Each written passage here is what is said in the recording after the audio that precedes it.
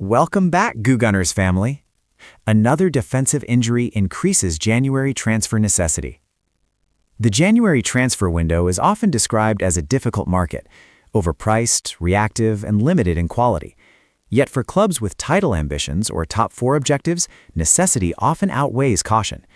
As the season progresses into its most physically demanding phase, injuries begin to expose the fine margins between squad depth and squad vulnerability. The latest defensive injury has once again thrown that reality into sharp focus, intensifying the pressure on recruitment teams and managers alike to act decisively in January. For a side already walking a tightrope in defense, this fresh setback is more than just another name added to the injury list. It is a structural blow, one that risks destabilizing tactical cohesion, overburdening key players, and undermining momentum at a crucial stage of the campaign. What once was a discussion about whether reinforcement might be required has now evolved into a debate about how quickly decisive action must be taken. The injury that changes the conversation. Defensive injuries are rarely isolated incidents in their consequences. One absence often forces a reshuffle that affects multiple positions, alters partnerships, and reduces tactical flexibility.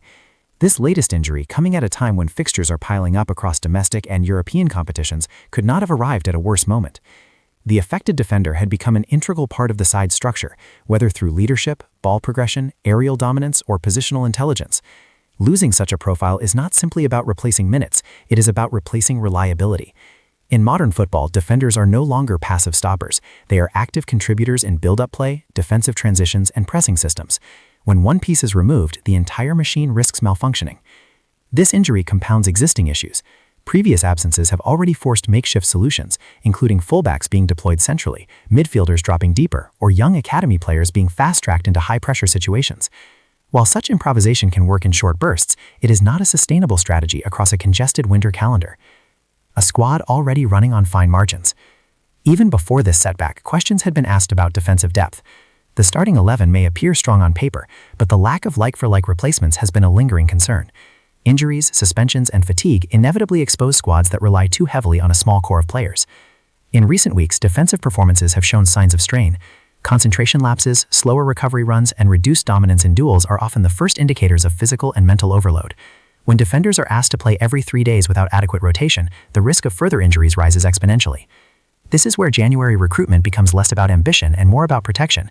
Protecting key players from burnout, protecting tactical identity from erosion, protecting a season that could otherwise unravel due to a lack of proactive planning. Tactical consequences of defensive instability.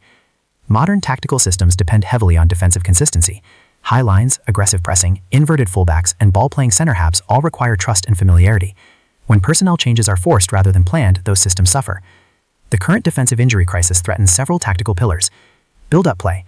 Defenders are crucial in progressing the ball under pressure. Losing a composed ball carrier limits passing angles and invites opposition presses. Defensive transitions. Injuries often slow recovery pace, making the team vulnerable to counterattacks, particularly against quick transitional sides. Set-piece organization. Consistent defensive lineups are vital for set-piece clarity. Changes increase the risk of miscommunication and poor marking. Leadership and communication. Experienced defenders organize lines, call presses, and manage game states. Their absence is felt most in tight matches. Without reinforcements, coaches are forced to compromise, either by adjusting tactics to suit available personnel or by risking further injuries through overuse. Why January can no longer be ignored. The January window is often approached cautiously, with clubs preferring long-term summer planning. However, injuries shift priorities. Recruitment becomes about immediacy, reliability, and adaptability rather than resale value or long-term development alone.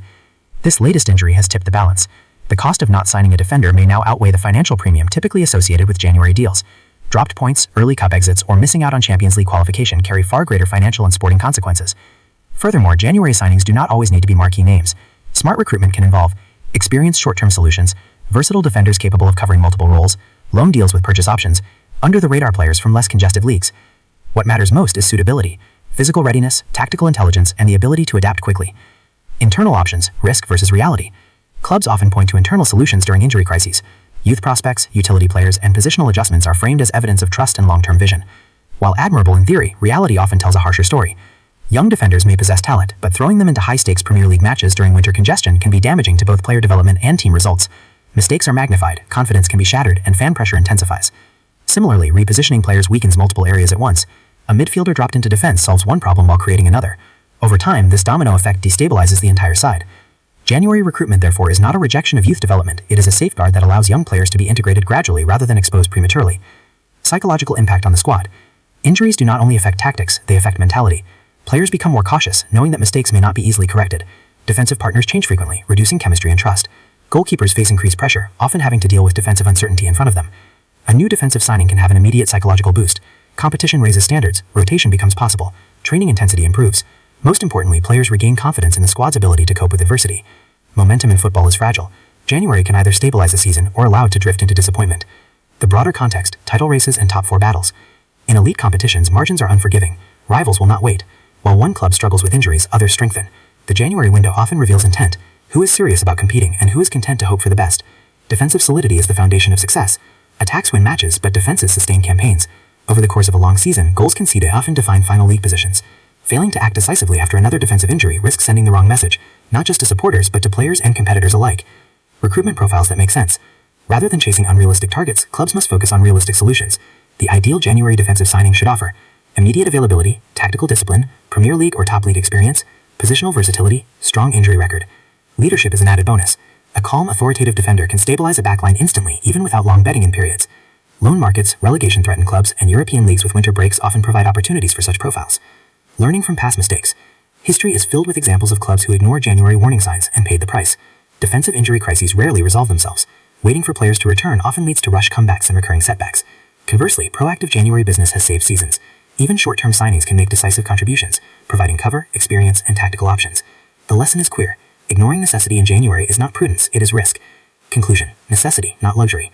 Another defensive injury has once again exposed the fine line between control and chaos. What began as a manageable challenge has now evolved into a pressing concern that demands action. January recruitment is no longer about opportunism or luxury. It is about necessity. It is about protecting players, preserving tactical identity, and safeguarding ambitions. As fixtures intensify and pressure mounts, decisive leadership will define the months ahead. The clubs that recognize necessity and act accordingly will remain competitive. Those that hesitate may find that by the time injured defenders return, the season's objectives have already slipped away. In football, timing is everything, and right now the timing could not be clearer. Thanks for watching. Please subscribe, share, and like.